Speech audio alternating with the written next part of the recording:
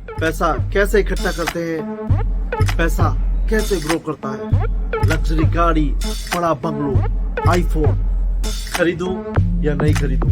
नमस्कार दोस्तों, welcome back to my channel. मैं हूं सीए रिखा ब्लूनिया और आज हम बात करने वाले मनी मैनेजमेंट पर वर्ल्ड की एक बेस्ट सेलर बुक के बारे में, द साइकोलॉजी ऑफ मनी, पैसों का मनोविज्ञान बाय मॉर्गन हाउसल। इस बुक को मॉर्गन हाउसल ने लिखा है।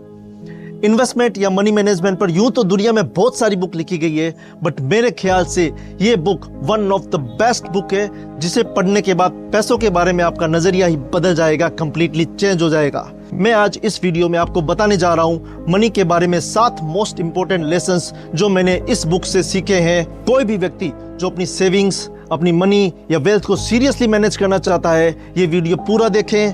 ट्रस्ट मी, वीडियो के अंत तक आपका पैसों के बारे में कंप्लीटली नजरिया बदल जाएगा, कंप्लीटली चेंज हो जाएगा।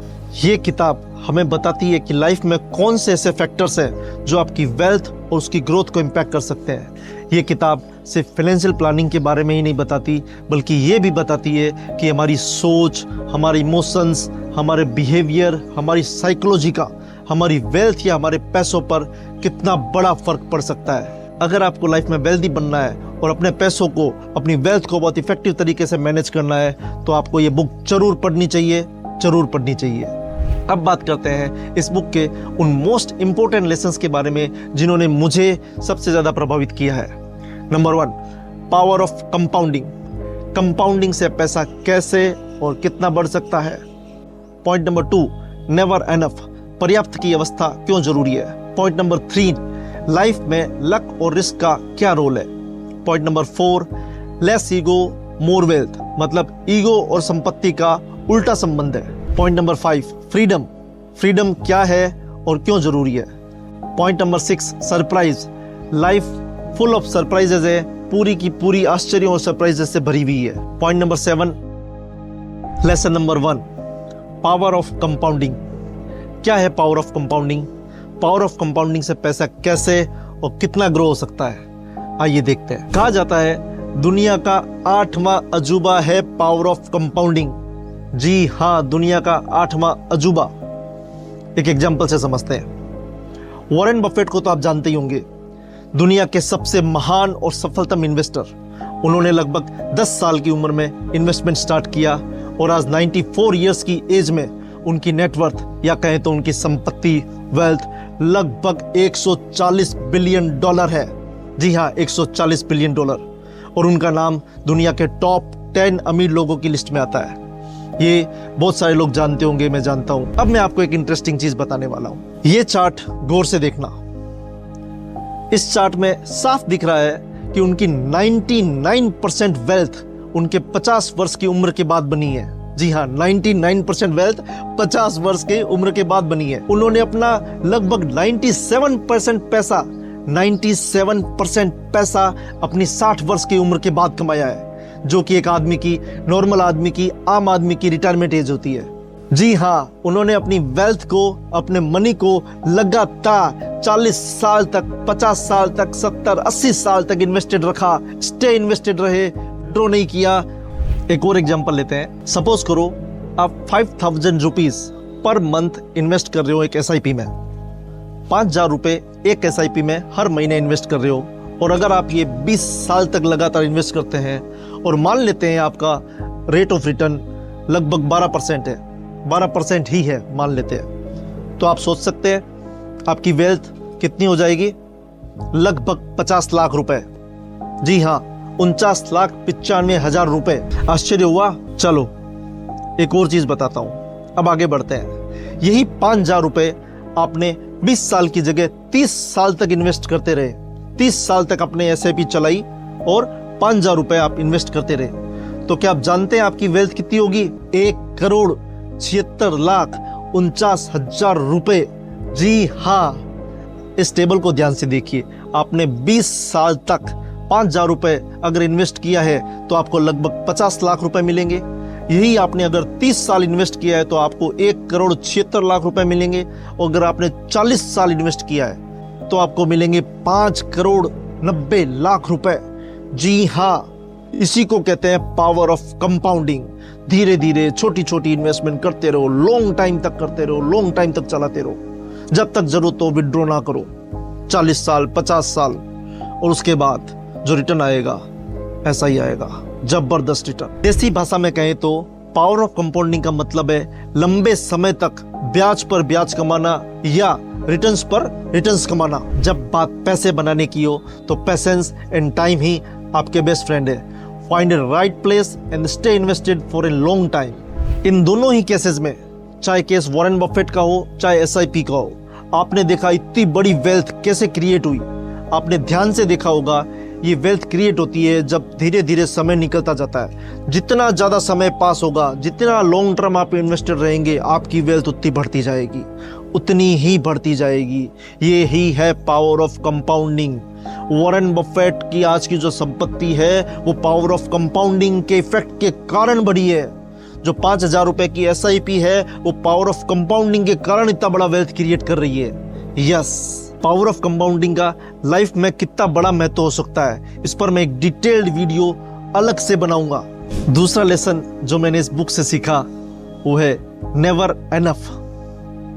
लाइफ में पर्याप्त की अवस्था क्यों जरूरी है, या कहें तो नेवर एनफ कितना घातक हो सकता है लाइफ में। मॉर्गन हाउसल ने इस बुक में बड़ी शानदार तरीके से एक स्टोरी के माध्यम से ये समझाया है कि नेवर एनफ अवस्था किसी भी व्यक्ति के लिए कितनी घातक हो सकती है।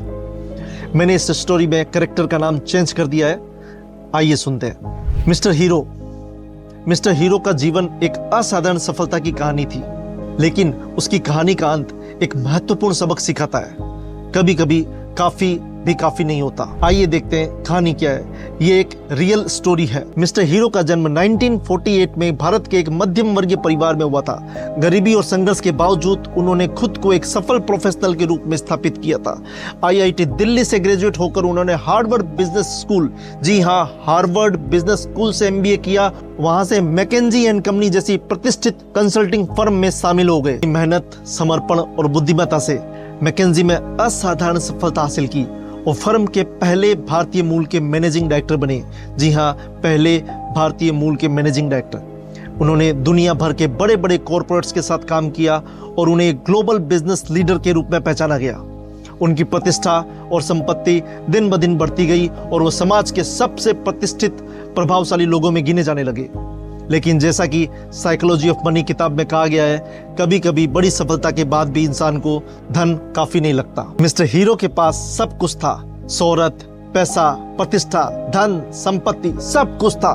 फिर भी कुछ न कुछ और पाने की चाहत में उन्होंने एक बहुत बड़ी गलती कर दी। क्या थी वो गलती जिसने वापस उनके भाग्य को बदल दिया? इस एक गलत कदम ने मिस्टर हीरो के पूरे कैरियर और जीवन को तहस नहस कर दिया। मिस्टर हीरो पर एक कंपनी के उच्च पद पर रहते हुए इनसाइडर ट्रेडिंग करने के आरोप लगे और उन्हें इसकी बहुत बड़ी सजा मिली। फाइनेंशियल लॉस के साथ मान सम्मान और लाइफ टाइम अर्जित प्रतिष्ठा भी चली गई। उन्हें क्या जरूरत थी ऐसी रिस्क लेने की? आइए एक और स्टोरी से समझते हैं नेवर एनफ क्यों घातक हो सकता है। एक बहुत बड़ा बिजनेसमैन था जिसने अपनी लाइफ में बहुत ही स्ट्रगल करके अपना बिजनेस स्टेब्लिश किया था। उसके पास करोड़ों रुपए इकट्ठे हो चुके थे, काफी एसेट्स वो खरीद चुका था। साथ ही वो शेयर मार्केट्स में भी ट्रेड करता था। एक दिन उसने शेयर मार्केट के F&O सेगमेंट में एक सौदा किया। अगले ही दिन शेयर मार्केट क्रैश हो गया और फिर उसने एवरेज करने के लिए एक और सौदा किया। फिर मार्केट और नीचे चला गया। फिर उसने एक और सौदा किया, मार्केट और नीचे जाता चला गया। उसे लगा कि मैं नीचे जाते जाते एवरेज करता जाऊंगा और मैं एक दिन इस ट्रेड में प्रॉफिट में आ जाऊंगा, और वो एवरेज करता गया करता गया करता गया। आपको पता है लास्ट में क्या हुआ? मार्केट रिकवर नहीं हुआ। उसकी सारी संपत्ति, सारा पैसा, घर, जमीन, जायदाद, ज्वेलरी, सब कुछ उसे बेचना पड़ा। कंप्लीटली बैंकरप्ट हो गया एक ट्रेड के कारण। क्यों किया था उसने ये ट्रेड? क्या जरूरत थी उसे ये ट्रेड करने की?